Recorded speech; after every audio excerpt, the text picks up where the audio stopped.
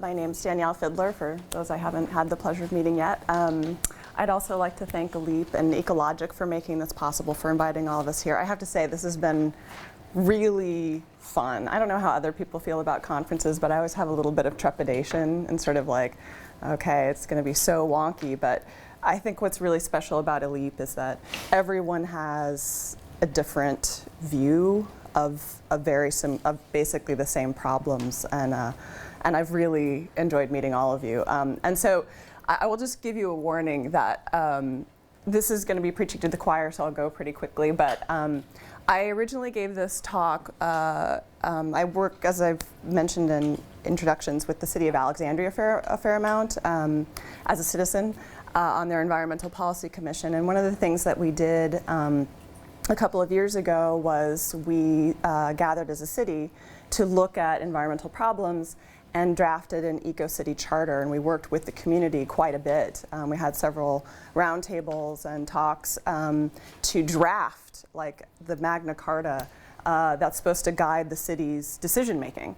And then we put together a 20-year plan. And unfortunately, I was the chair of the EPC at that time, so I had two sort of full-time jobs also working at EPA. And we really engaged with the community a lot. And what we discovered as a city is that most people want the government or industry to fix the climate problem, and they especially are waiting for technology to swoop in. You know, I don't know if people saw Asteroid. I was talking to Jeremy about this, but it's, you know, we're expecting the Hollywood movie where, you know, somebody comes in at the last minute and saves us from climate change. But what we discovered looking in the city of Alexandria is that 97% of the emissions are coming from the people. The city only has control over 3% of the total emissions. We don't have that much, and actually it's now a little bit higher even, because there was a big power plant, very dirty power plant, right on the Potomac River, and they've shut down. It was coal-fired, and they weren't meeting standards. So that was the biggest source of emissions aside from traffic. So the reason why this talk is called Getting at the Other 97% is because I think, you know, a lot of, you know, we're all talking about the big problems on the big scale and how can EPA fix this and how can the EU fix that, and really, how can we fix this? This is really us. Our decisions, each individual person is making the decisions that generate climate change. And so another sort of way of looking at this is the, you know, Mahatma Gandhi's quote about be the change you want to see. And you know, I think most of us already do a lot of this, but so I'll just run through this quickly as some sort of reminders of how you can get at what we say, getting at the other 97%.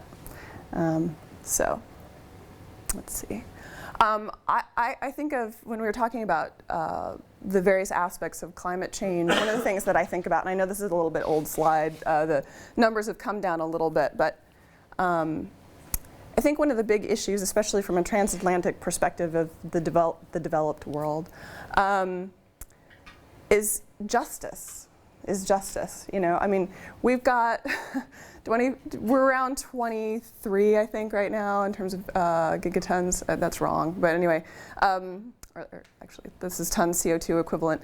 So you're looking at a population, even though China's now overtaken the United States as the #1 producer of greenhouse gas emissions, when you look at it on a per capita basis, you know, the Western, the US, Europe, Canada, Australia, we're not living sustainably. And it's not fair, actually, the amount of gases we're emitting. If everyone lived like the average American, we'd need 5.5 Earths in terms of the water, the resources, the energy to continue, and we can't. And we're seeing, you know, China and India rise, and the real problem of how to supply energy and materials and water, it's not going to work. So one of the big things in terms of, you know, we all talk about these big goals, the last climate change legislation in the US, which is obviously dead as a doornail, but at this time it was still somewhat alive, you know, like President Obama was talking about it going into Copenhagen. But so if you're looking at, you know, scientists talking about the 2 degrees Celsius range, it's clear we're going to have to get down to zero probably in terms of carbon emissions by around 2050. But really, if you break it down, it's really only about 3% a year. If everyone started really going after their greenhouse gas budget, you know, at 3% a year, you could meet those. And I think with a combination of choices and technology, because technology will get better, you could probably get there. But in terms of like just right now, if you look at your own life, you know, and the choices you make, if you could just start off on getting down to 10 tons a year, you're still above what most of the rest of the world is doing, but it's a good start.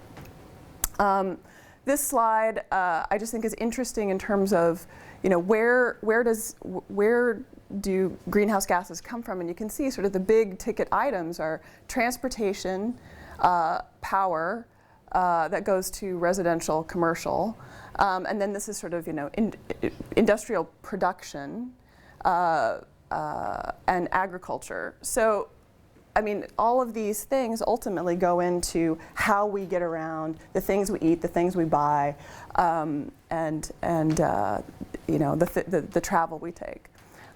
This was a Berkeley study. It's also been updated just recently. They came up with sort of a different number, but it helps also break down, I think, in terms of the household, your household, how's the typical American, what's their carbon budget? And the indirect costs are sort of, you know, what's going into the product versus the choice you're making sort of at home. But the big ticket items, again, are sort of your transportation, your housing. Food is significant, goods and somewhat services. But in terms of going for the immediate bang for the buck, you want to do transportation and your climate at home are your big ticket items.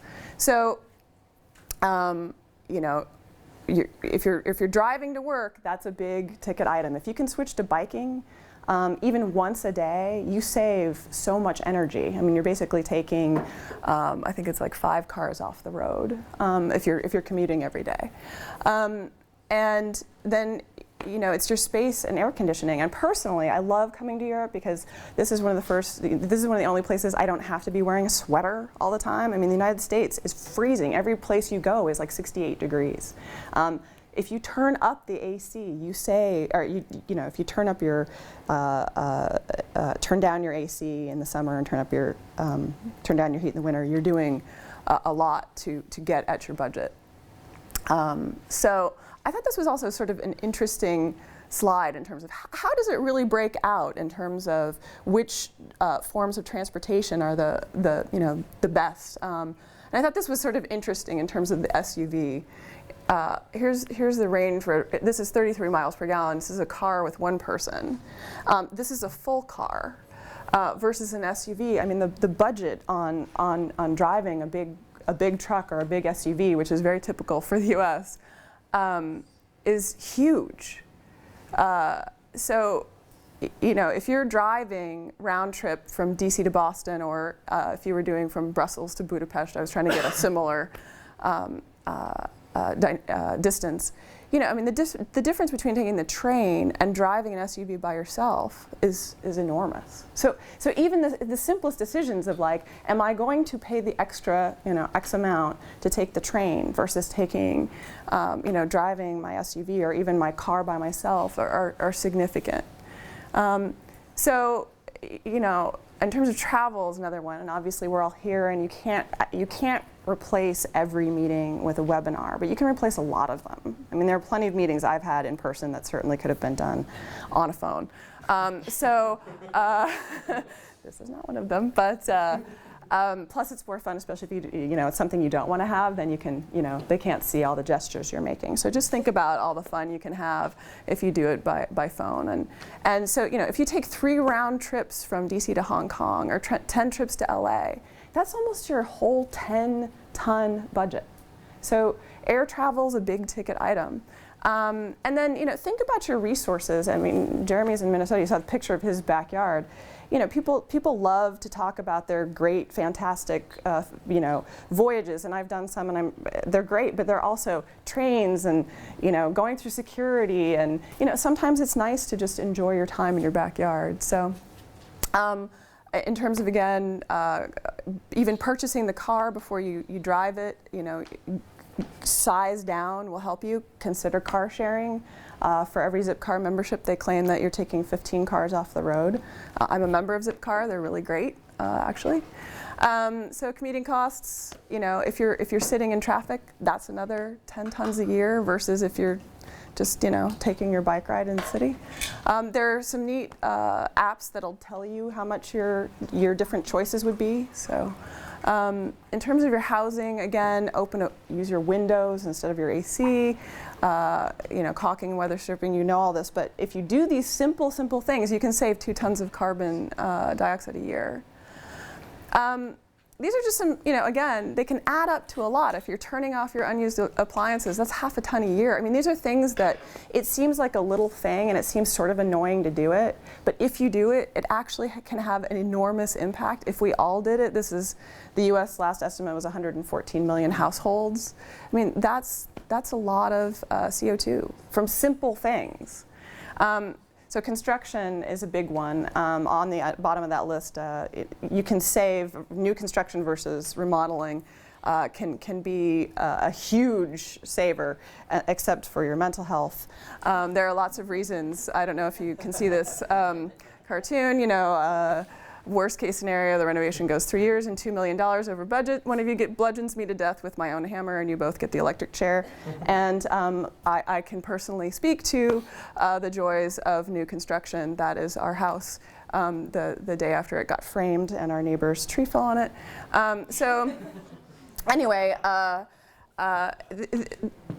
this is a building, you build a new building, energy efficient, 30% more energy efficient than rehabbing an old building, you're still, on a single family residential, it's still going to take you 38 to 50 years for the payback versus, it's a lot lower if you're just remodeling. So things to think about both, on your individual level and on a sort of policymaker level.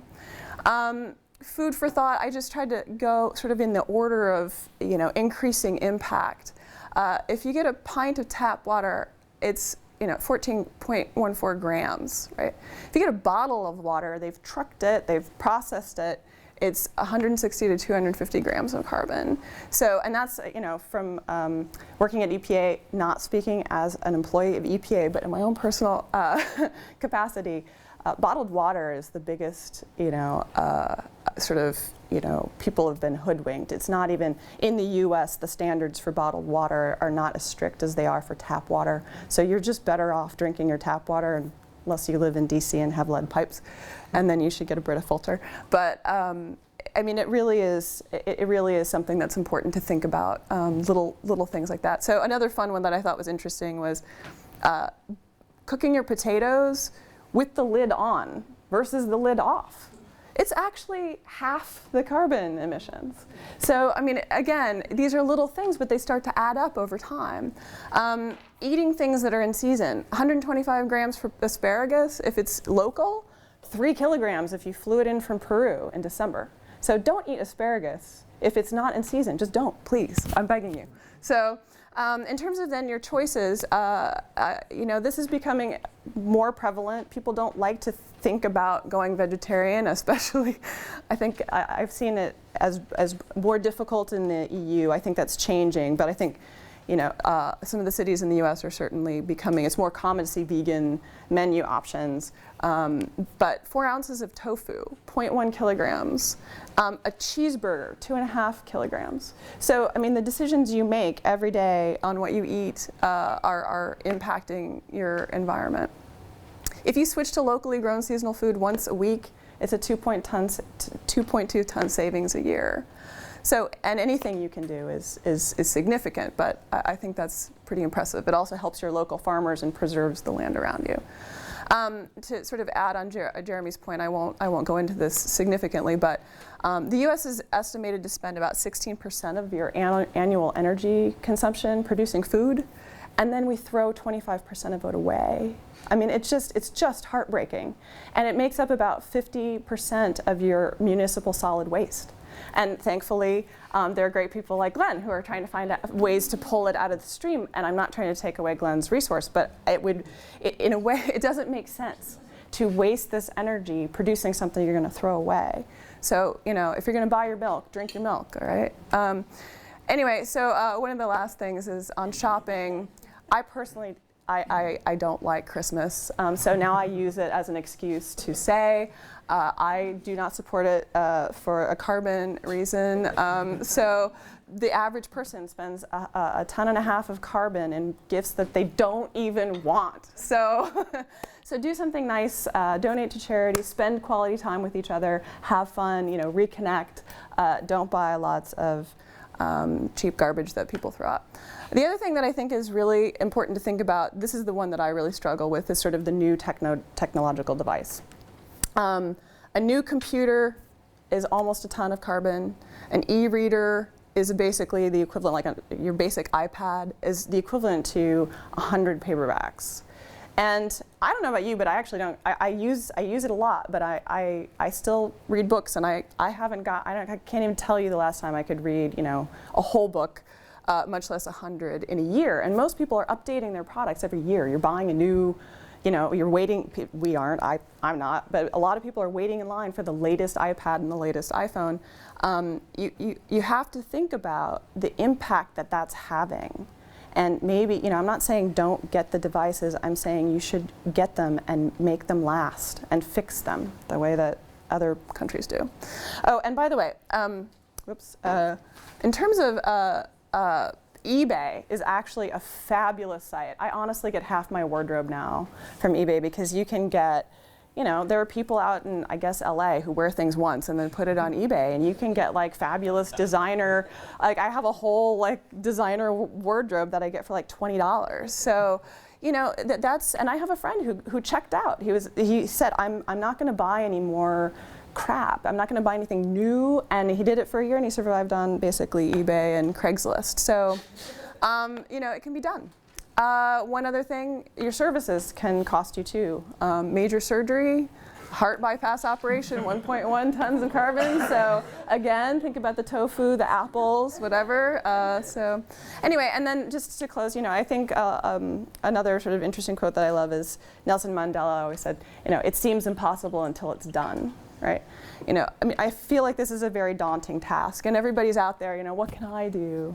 But if everyone starts doing these things, starts, living smaller, living smarter, living well, all these things that you have to then house them and air condition them, and, all the choices you have in the grocery store. We were talking about this, do you need 35 kinds of toothpaste in the grocery store? You don't. And not only having that choice means you have to air condition it and ship it and then throw it away and deal with the waste. So I think we need to radically, as Francois is saying, rethink what makes us happy, what gives us pleasure, what is a life well lived. Is it lots of things? Is it really the man with the most toys, the man who dies with the most toys wins? Or is it the person who lived the best wins? And I would argue it's the latter. So thanks again.